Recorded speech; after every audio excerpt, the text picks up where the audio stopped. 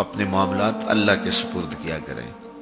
لیکن ان سب کے باوجود اگر مشکلات آ جاتی ہیں تو کوئی بات نہیں، مشکلیں آزمائشیں یہ اللہ کی طرف سے نبیوں کو آئی ہیں۔ حضرت امام رازی نے لکھا ہے کہ مکے سے لے کر طائف تک 70 ایسے نبیوں کی قبریں ہیں جن کی وفات صرف بھوک کی وجہ سے ہوئی۔ تو ہم ایک دن کا فاقہ آ جائے، تھوڑا سا کاروبار نرم ہو جائے تو بابوں کے پاس بھاگ کے اللہ کے ساتھ شریک ٹھہرنے لگ جاتے ہیں۔ کیوں؟ کس وجہ سے؟ آزمائش سہیں، برداشت کریں۔ تو اوپر نیچے یہ دن بدلتے رہتے ہیں، دن پھرتے رہتے ہیں، ہر وقت جو ہے کہ جادو ہو گیا، ٹونا ہو گیا، سایہ ہو گیا، بندش ہو گئی ہے، ہر وقت اسی چکر سے ہم نکلتے نہیں ہیں۔ اللہ پر توکل رکھیں، وہ رزق دیتا ہے، وہ رزق تنگ بھی کرتا ہے، وہ رزق کشادہ بھی کرتا ہے، بندوں کو آزماتا بھی ہے، بندوں کو ڈھیل بھی دیتا ہے۔ اس کی ڈھیل سے بھی ڈریں اور اس کی آزمائش میں بھی پورا اترنے کی کوشش کریں اور اسی کے حضور دامن پھیلائیں۔ جب مشکلیں آ جائیں تو مصلح بچھا لیں، گھر کے بچوں کو بھی کہیں کہ یہ مشکل آ گئی ہے، لگتا ہے اللہ ناراض ہو گیا، چلو مصلح بچھاؤ۔ اگر بیٹیاں بھی نماز پڑھ رہی ہوں، نوافل ادا کر کے رب کے حضور دعا مانگ رہی ہوں، بیٹے بھی دعا مانگ رہے ہوں، چھوٹے چھوٹے بچے بھی دعا مانگ رہے ہوں، تو کیا اللہ خالی موڑ دے گا؟ تو زیادہ سے زیادہ نیک مجالس کے اندر شامل ہو جائیں۔ تو بالخصوص میں اپنے پیر بھائیوں کو پابند کرتا ہوں کہ آپ اپنے گھروں میں بھی پابند کریں، کسی بابے کے پاس نہ جائیں۔ یہ بڑے گندے لوگ ہیں، یہ سامنے اب چیزیں آ رہی ہیں، بڑے گندے اور غلیظ قسم کے لوگ ہیں، ان کی نظروں میں غلاظت بھری ہوئی ہے، اور جو ہے وہ لوگوں کے ہجوم سے کبھی متاثر نہ ہوں کہ فلاں وہاں سے اتنے لوگ جا رہے ہیں۔ لا یصیر الباطل حقا بکثرت المتمسکین بہ، اگر کسی جھوٹ کے ساتھ، کسی باطل کے ساتھ زیادہ لوگ وابستہ ہو جائیں تو اس وابستگی سے باطل حق نہیں ہو جاتا۔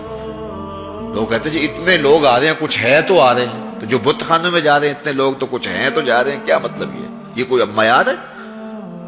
تو جوہلا کا جمع ہونا، جوہلا کا کہیں جانا، یہ معیار نہیں ہے۔ معیار جو اللہ رسول نے دیا ہے ہمارے نزدیک بس وہی ہے۔ تو جب کوئی مصیبت بنے، مصلح بچھا کے دعا مانگو اللہ کی بارگاہ میں، نوافل پڑھو، صدقہ کرو، خیرات کرو، منت مان لو، روزوں کی منت مان لو، نمازوں کی منت مان لو، صدقہ کرنے کی منت مان لو، اور اللہ کے نیک بندوں سے جا کے دعا کرواؤ۔ غریبوں میں آپ رزق بانٹو، اس سے برکت ہوگی، اس سے پریشانیاں دور ہوں گی۔ رزق کم ہو گیا ہے تو غریبوں کو دو، لگتا ہے غریبوں کو دو گے تو اور کم ہوگا، نہیں، جب دو گے تو اللہ کے سچے وعدے آپ کو نصیب ہوں گے اور آپ کو برکتیں نصیب ہوگی، اس کے راہ میں دینے سے کم نہیں ہوتا ہے۔ اس لیے میں یہ خاص طور پہ یہ باتیں اس لیے کر رہا ہوں کہ ان دنوں کے اندر بہت زیادہ جو ہے وہ اس طرح کے لوگ ہیں اور مختلف جو ہے وہ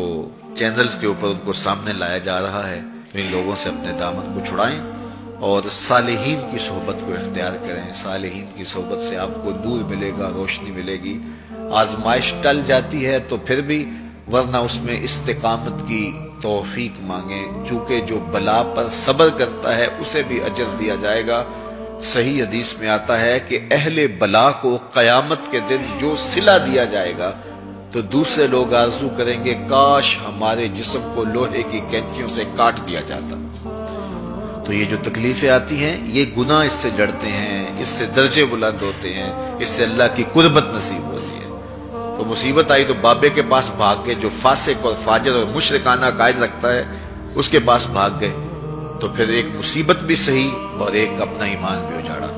اس لیے اس مصیبت سے جو باطنی فوائد ملیں گے، جو روحانی مرتبے بلند ہوں گے، ان کو حاصل کریں۔ تو غیرت کے ساتھ جینے کا ڈھب ہم سیکھیں، مت ایسے لوگوں کے پاس جائیں۔ اللہ آپ کو مجھے اپنی رحمتوں کے سائے میں رکھے۔